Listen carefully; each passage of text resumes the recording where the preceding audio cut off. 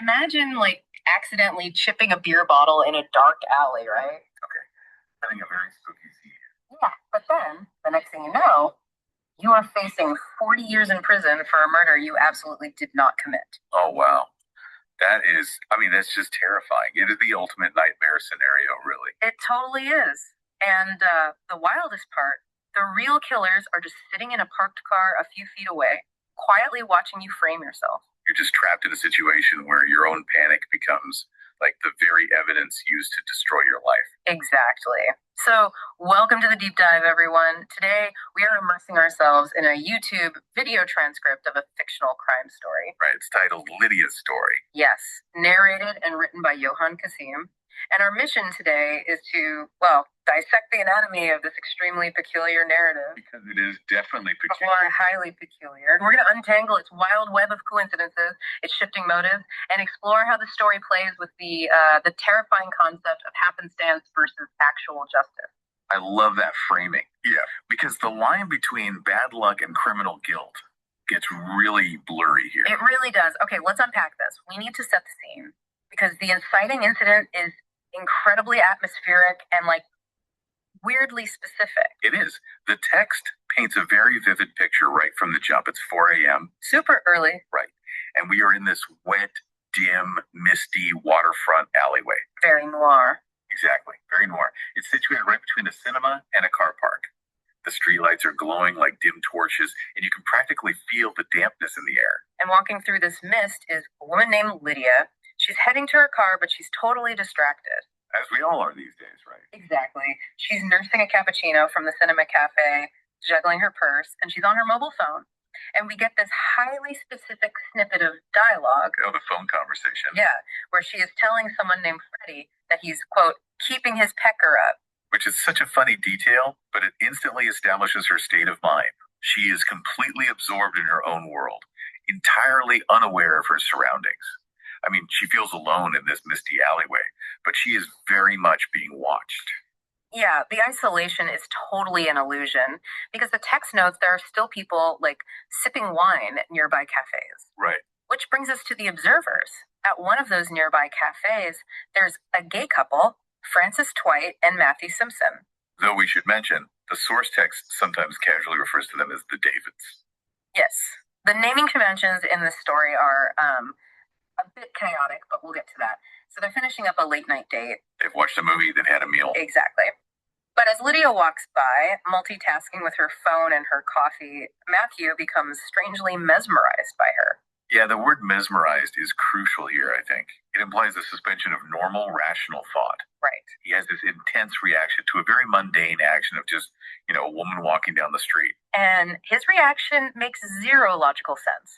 He abruptly leaves Francis. He just drops some money on the table to pay the bill and walks out into the misty alley to follow this intriguing woman. He literally abandons his date.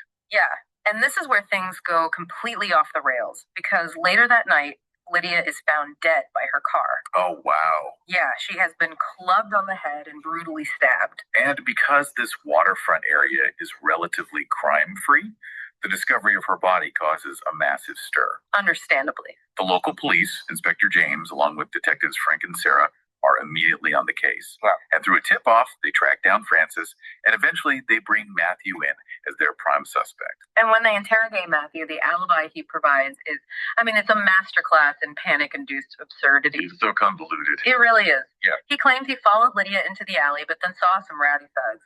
So he hid. Right, the convenient thugs. Yeah, who apparently just wolf whistled at Lydia and left. Then Matthew claims he approached her just to tap her on the shoulder.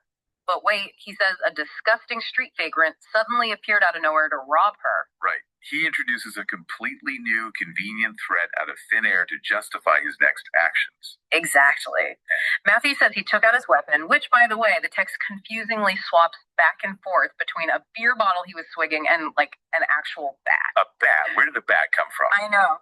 But he says he took it out to defend Lydia from this vagrant. He swings, completely misses the vagrant, and Lydia, who just happened to be bending down to tie her shoelace at that exact second. What timing? Right. She stands up and hits her head on the chipped edge of his beer bottle. She faints, and Matthew is so terrified by what he's done that he just runs away. What's fascinating here is how the author is leaning heavily into the wrong place, wrong time trope. Yeah. They are creating a scenario that feels almost slapstick in its tragedy.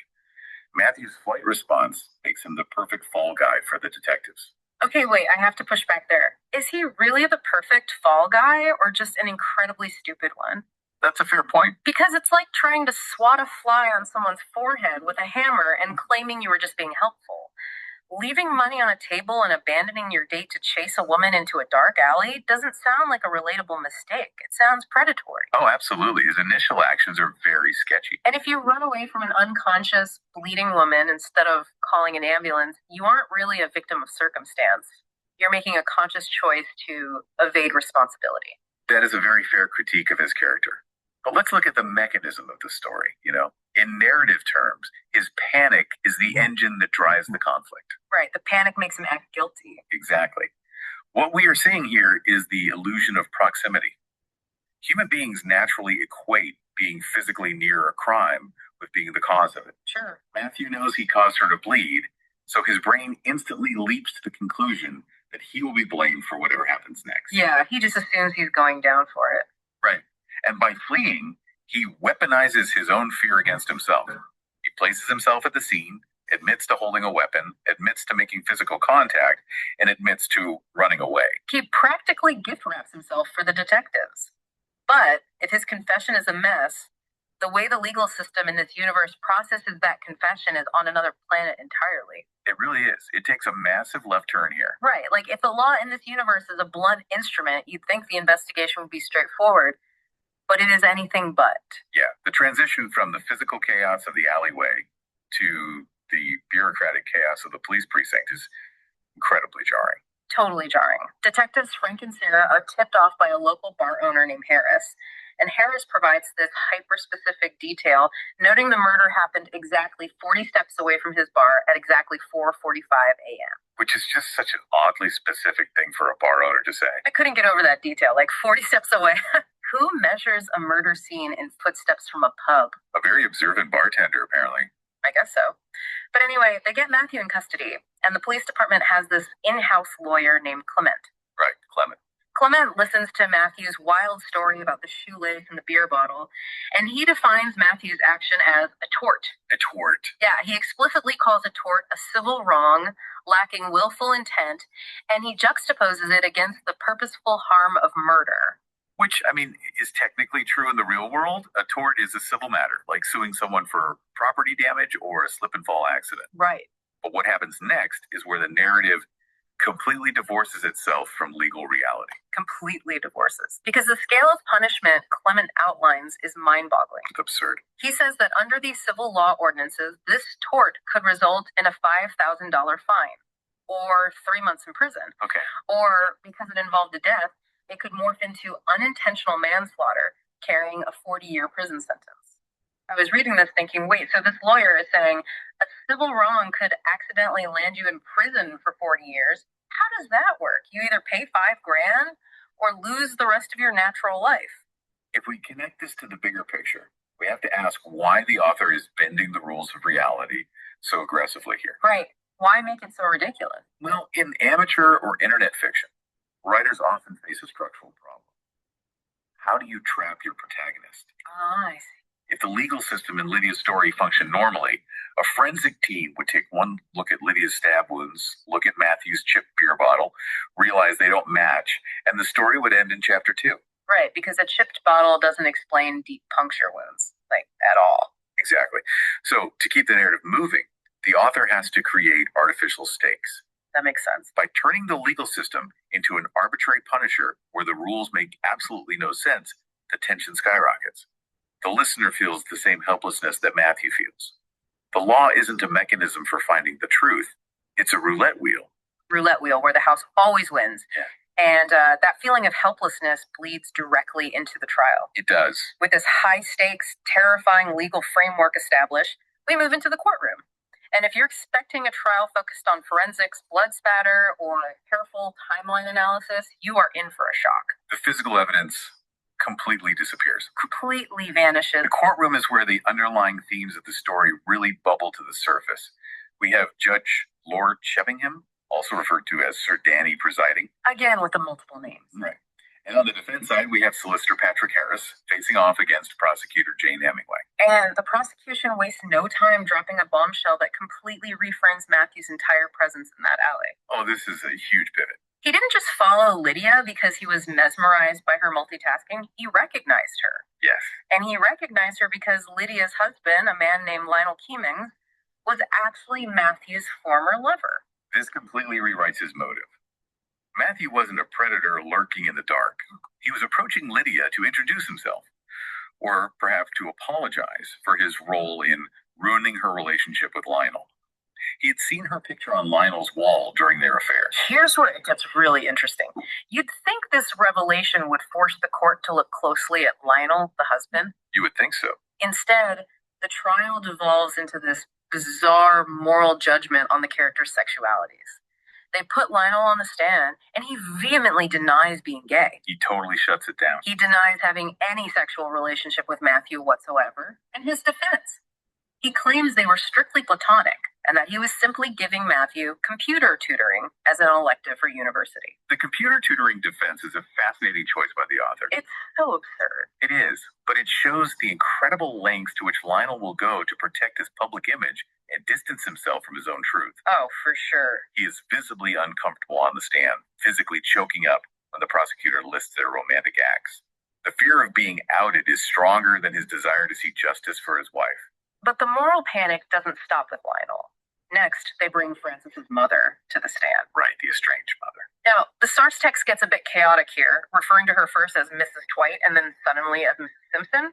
But regardless of what name she goes by, her testimony is absolutely brutal. It is so harsh. She is an estranged mother who has shunned her son because of his sexuality. She stands up in open court, under oath, and claims that if her son is facing these horrific consequences, it is God's justice for living in sin. Wow. I mean, she literally tries to link the bloody murder of Lydia to her son's sexual preferences. It is a staggering moment, and it completely shifts the true antagonist of the story. Yeah, how so? Well, the antagonist isn't the prosecutor, Jane Hemingway, anymore. Yeah. The real villain in that courtroom is prejudice. Oh, I see what you mean. The characters are no longer being judged on the physical facts of what happened at 4 a.m. They're being judged for who they are and who they love.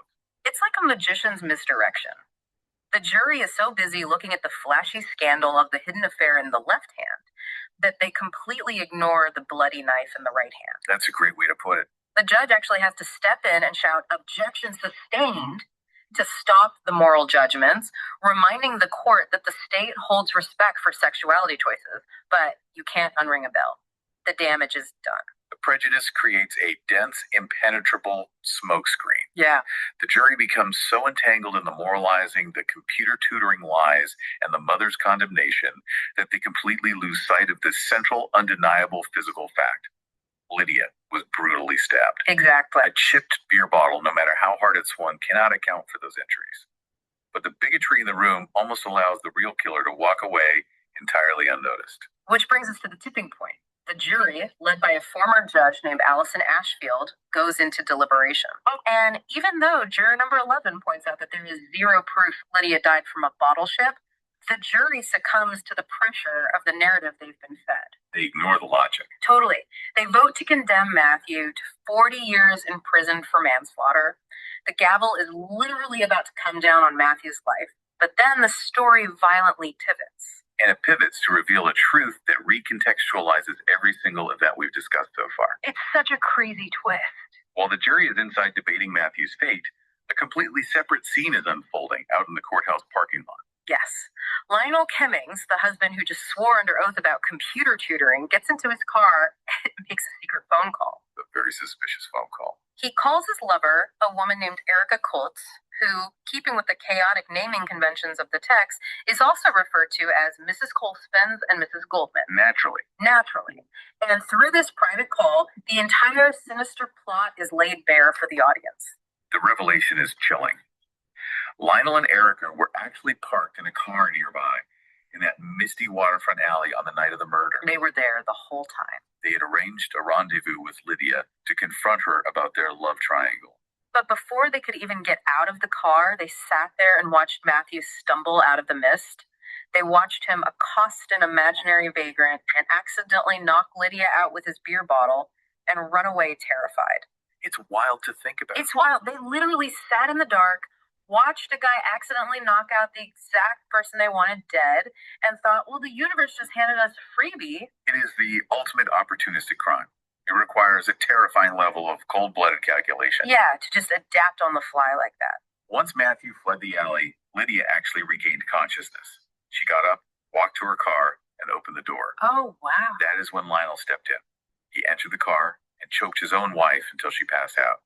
And then Erica stabbed her. Just brutal. And to complete the frame-up, they intentionally moved her body back to the exact spot where Matthew had his accident, perfectly impugning his guilt over theirs.